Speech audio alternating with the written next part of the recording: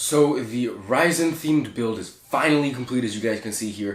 I'm going to show you guys the time lapse in just a bit, but I'm first going to run through the parts and one of the problems I encountered during the build process.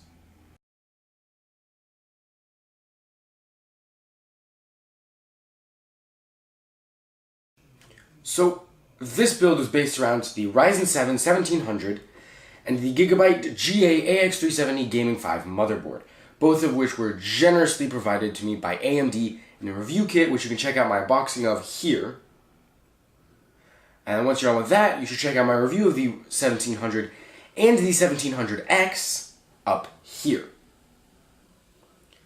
So, the build was centered around those parts because those were the parts that were sponsored. Everything else I had to buy myself, but so I remained relatively budget and also tried to fit with a theme that was already kind of given to me, the white theme. Because this motherboard has a lot of white in it, I had to stick with a white theme.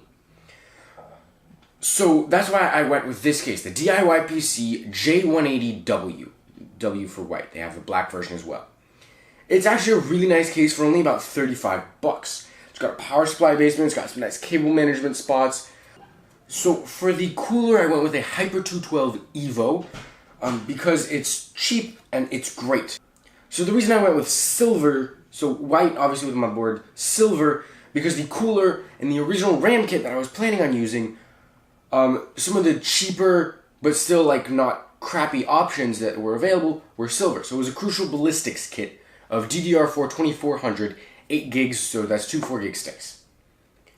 But I ran into some issues with the memory, which I'm going to talk about later. So that's why I went with white and silver, and then blue I think just complements it very well. So yeah, Hyper 212. For the SSD, let's go with the SSD next. I went with an OCZ Tryon TL100. So I went with a 240 gig model. So I went with an Asus RX 460 Dual OC. So this is great. It was like $89, which is great. So this Asus Dual OC, it's great because it's cheap. It's still not a bad card by any means. And it fits very well with the theme with the white and silver. So yeah, another additional cool thing about that was it does not require an extra PCI Express cable. No 6-pin, no 8-pin, no nothing. Which means I can go a little lower on the power supply, which I had to hide behind here, the Corsair CX450M. So again, this is just a cheap option. I didn't need any extra cable. Literally all I needed was the 24-pin, the 4-pin, and a SATA cable. That's it. Memory. So this is the touchy subject. Originally, as I mentioned, I was going to go with a kit of Crucial Ballistics because it fit with a theme. After installing it, I noticed that you can't really see the silver on it anyways from the top, so that's kind of pointless. And also I ran into some memory issues. So this is actually the second motherboard that AMD sent me. I've already shipped them back the first one because it wasn't working. So every time I tried booting, it gave me memory issues. So I'm like, okay, maybe it's just memory compatibility. I tried my kit for my personal rig, the Corsair Vengeance LED. It didn't work. I tried swapping out the CPU. It didn't work. Cool. I tried swapping out literally every single component except for the motherboard. And the only time that something doesn't work is when there's the motherboard.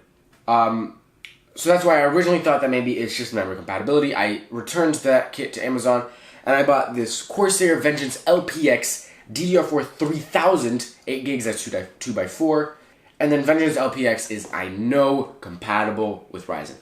But I plopped this in there, it still didn't work. It still gave me the same memory error. So I determined that the only component that would fail every time was the motherboard. I contacted AMD, we got it sorted out. They sent me a new motherboard. I booted it on, it didn't work. Same problem, memory error. From the handy dandy Dr. Debug LED there, same memory error. I was freaking out. Like, oh my goodness, is there something else that's wrong? Is there something I'm doing wrong?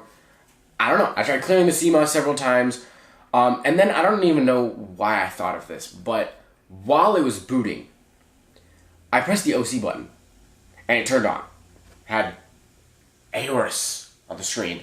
And then it just immediately went into the BIOS. So I did a little digging around in the BIOS. Turns out it had not been updated since February 15th. For those of you that don't remember, Ryzen came out on March 2nd. It was available to buy on March 2nd. This motherboard had not been updated since February 14th. It was using not even like the latest beta BIOS. It was using like a pretty old BIOS. So that might be why it works. I tried with the old motherboard, the OC button trick didn't work, so oh well. But yeah, so first thing I did was I updated the BIOS to the latest F5 version.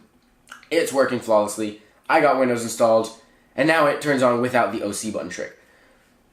So yeah, that was an issue, which I'm actually going to talk a little more about in my Ryzen Aftermath video, talking about motherboards and memory.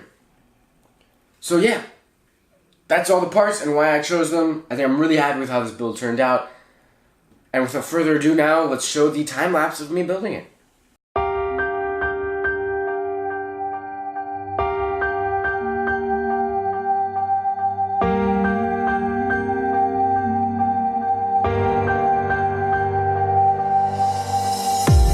I'm so in love with you. I'm so in love with you. Love is dead. I'm so in love with you. I'm so in love with you.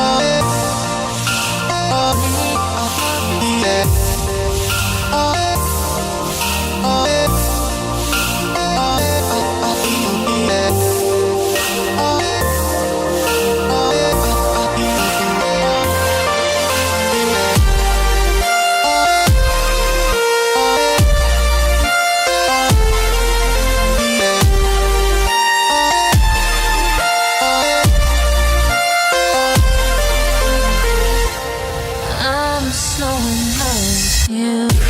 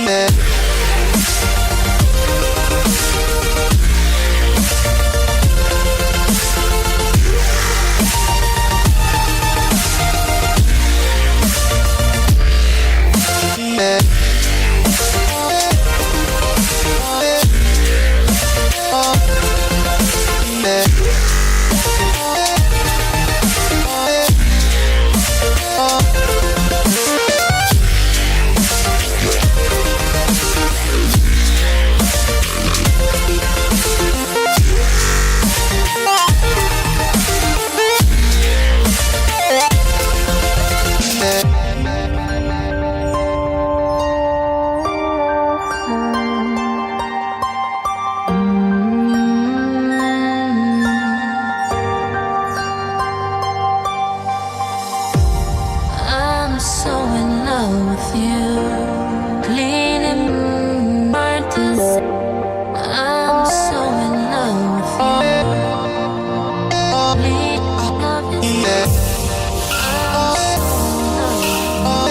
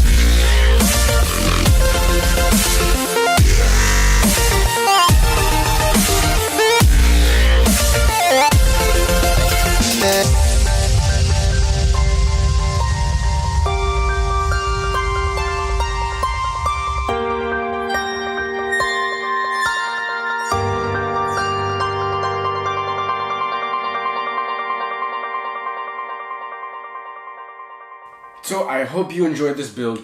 I'm really happy about it. And thanks again to AMD for sponsoring this by sending me the processor and motherboard. It's really cool. I'm just really happy about how this build turned out. It's beautiful. It's amazing.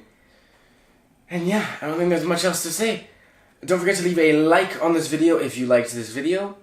And don't forget to subscribe to see more videos like this and some cool videos I'm planning for the future, like the aforementioned Ryzen Aftermath video, and also a video explaining how computers work on a more basic level. So that's actually really cool. Don't forget to also follow me on Twitter. This is the most important part actually right now. All of the updates for this build came out on Twitter immediately. As soon as I got the parts, Twitter saw it. As soon as I started encountering memory errors, Twitter saw it. As soon as I got it fixed, Twitter saw it. If you want to be the first to see these things, follow me on Twitter at SolidStateTweet. And don't forget to check out my website, solidstateblog.com, for all the written versions of my reviews and just as, a hub for all of my content. That's it for me in this video. I will see you guys in the next one.